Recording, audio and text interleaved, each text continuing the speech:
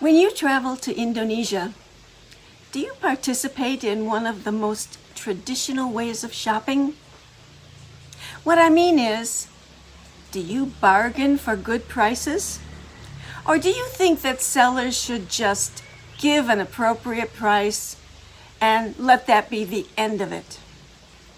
In that case, the buyer can make the purchase or just walk away. But do you understand the real reason that bargaining is part of daily life in Indonesia and in many countries, not just Indonesia? Bargaining is often misunderstood. People think it's a tactic sellers use to extract more money than a product is actually worth. But that's really far from the truth.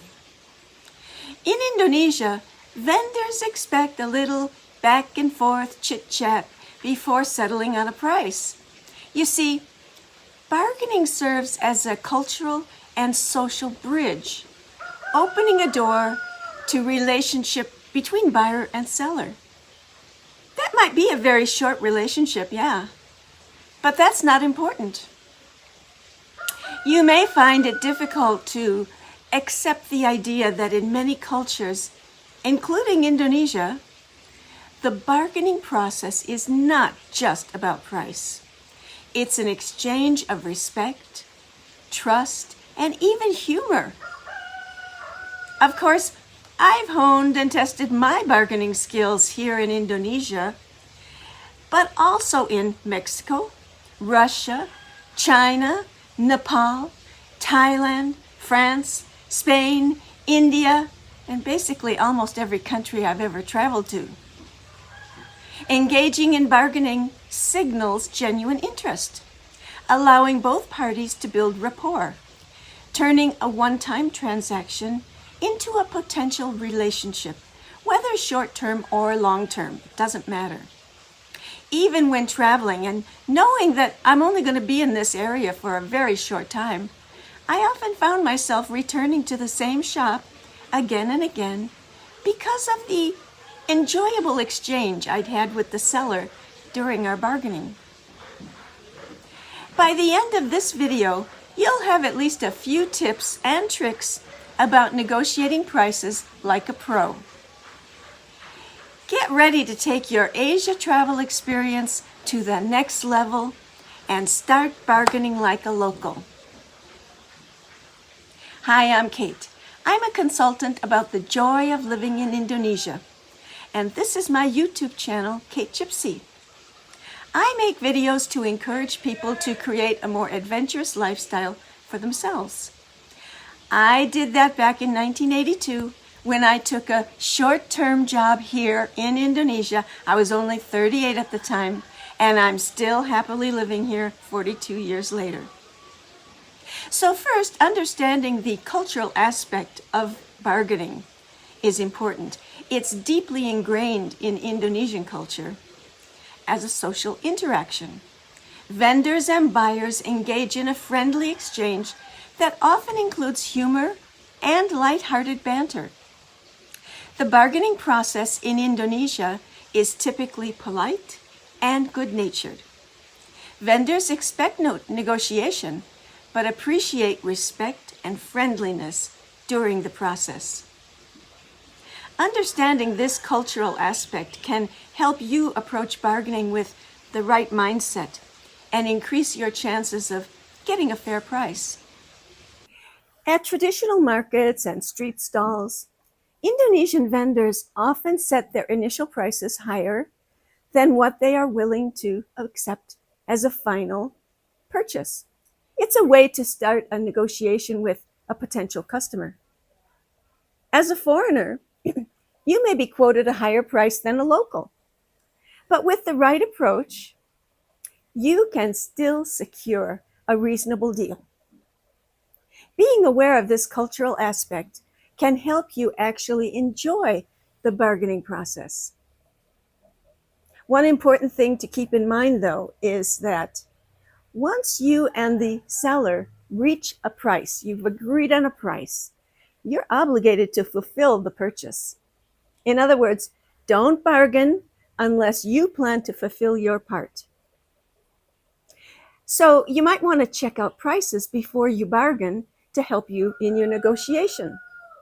Before diving into negotiations, you can look around at the other stalls in the area, look at locals, see how they get their prices.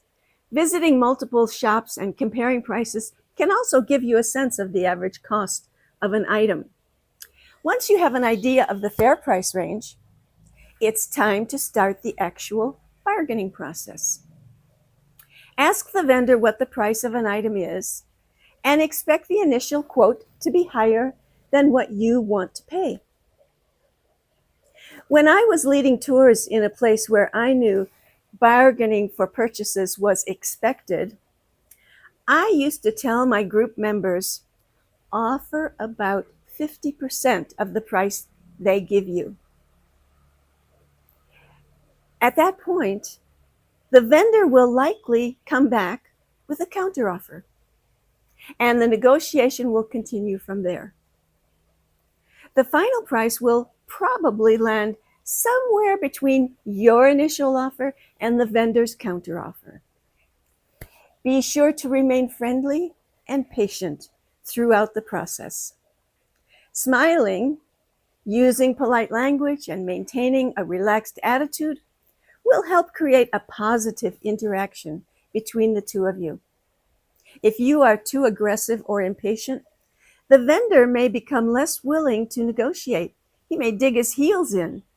You know the common phrase that you get more flies with honey than with vinegar, right? Keep that in mind when bargaining. And your body language will convey a message. So in Indonesia, body language plays a crucial role in bargaining.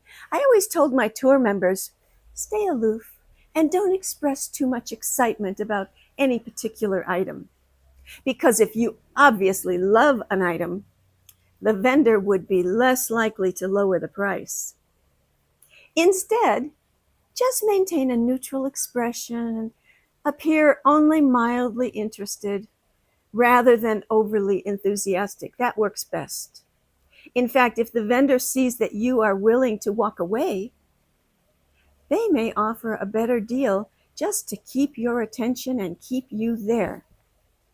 Another useful tactic is the pause technique. After the vendor gives you a counteroffer, take a moment to think about it. Don't just respond immediately with a different price. Look around at some other items. Look aloof. This hesitation can convey a sense of uncertainty to the vendor, prompting him to lower the price further. And know when to walk away. One of the most powerful bargaining tools you have is the ability to walk away. I used to tell my tour members that if they could bring a friend with them, and the friend should get impatient and maybe pull you away from the store, that can help your negotiation. If you don't have a friend to help, and you feel that the vendor hasn't given you the best price yet, then just politely thank them and start to leave. See what happens. In many cases, the vendor will call you back with a better offer right away. This tactic works especially well in markets where vendors with similar products compete with each other for your business. However, if the vendor does not lower the price as you're walking away, you can always try another shop where you might find a better deal. It's important to recognize when a price is genuinely fair. Yes, bargaining is expected, but pushing too hard for an unreasonably low price just won't work. Both parties should walk away satisfied with the deal. And bargaining for different types of goods can be a little bit complicated. The strategies can vary depending on the type of item you're purchasing. For clothing and souvenirs, starting at 50%, as I mentioned before, is probably a good tactic. However, when buying fresh produce or food items, prices tend to have less flexibility.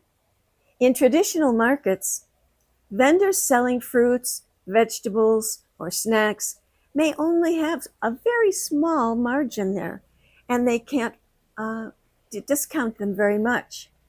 They're already probably pretty low. Then, for larger purchases such as furniture or artwork, bargaining can be much more complex. In these cases, the negotiation process may take longer, and vendors may expect customers to make several visits before actually agreeing on a final price. Finalizing the deal and expressing gratitude will come at the end. Remember, once you and the vendor agree on a price, it's customary to complete the purchase with a smile. Handing over the agreed amount without hesitation reinforces goodwill and encourages a positive experience. In some cases, vendors may offer a small free item or an extra discount on future purchases as a gesture of appreciation. Once you and the vendor agree on a price, remember it's too late to change your mind. You both entered the negotiation with the awareness that once a price is agreed, the purchase will take place. If you enjoyed your shopping experience, recommending the vendor to other people that you meet along the way or returning to their stall in the future can strengthen the relationship, and you might even get better prices later on. Many local vendors rely on word of mouth referrals, and loyal customers often receive better prices over time. So, do you think you can enjoy bargaining like a local? Or are you just going to go to the malls and big stores and not participate in this cultural aspect of Indonesia? Mastering the art of bargaining in Indonesia requires a blend of cultural awareness, patience, strategy. By understanding local customs, researching prices, using effective negotiation techniques, and maintaining a friendly attitude, you can navigate markets like a pro, and you get quite a good reward from that. Remember, bargaining is not just about getting the lowest price, it's about enjoying the lively market culture and engaging with local vendors. With practice, you can become more confident in your skills and find yourself securing great deals while making meaningful connections with the people you meet. I hope you enjoyed that. Thanks for watching. Bye for now. Till next time.